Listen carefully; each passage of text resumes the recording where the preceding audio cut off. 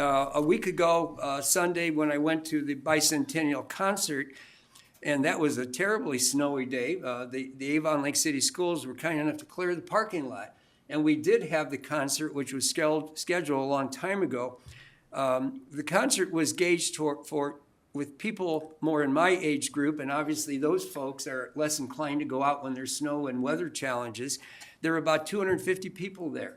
And many people came up to me before the concert and after and complimented the Avon Lake Public Works Department for their work on the streets. They were just excellent. And I have continued to receive very positive comments about that.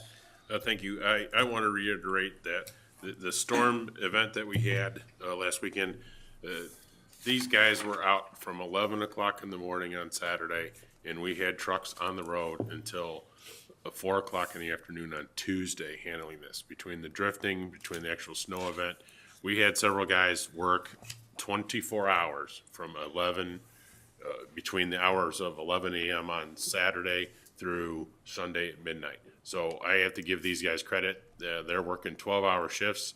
That's an awful lot for those guys to be out there, much less they're out there driving a snowplow in that same snow that people are trying to drive around. So I give them all credit for coming out and doing their best, and having 4 to 7 trucks on the road. We did our best, and I'm proud of them, and I'm glad that they did such a good job once again. Thank you.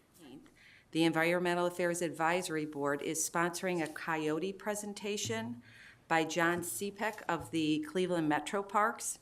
That will be at 7 p.m. at the Avon Lake Public Library in the gallery room. And the presentation is entitled Eastern Coyotes, Fact and Fiction. And Mr. Cepek will be presenting information in regards to coyote ecology, behavior, human and pet interactions will be compared to fiction and human misperception.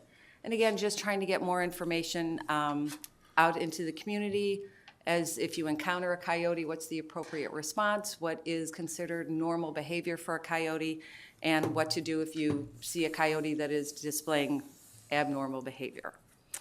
We hope everybody, those interested, can attend. First reading of temporary legislation 11,209, the no-knock legislation. I want to thank Mr. Costa and the Safety Committee members for their support. This legislation deals with, basically, as I explained last week, people soliciting vendors coming into the city, some of them legally, some of them not.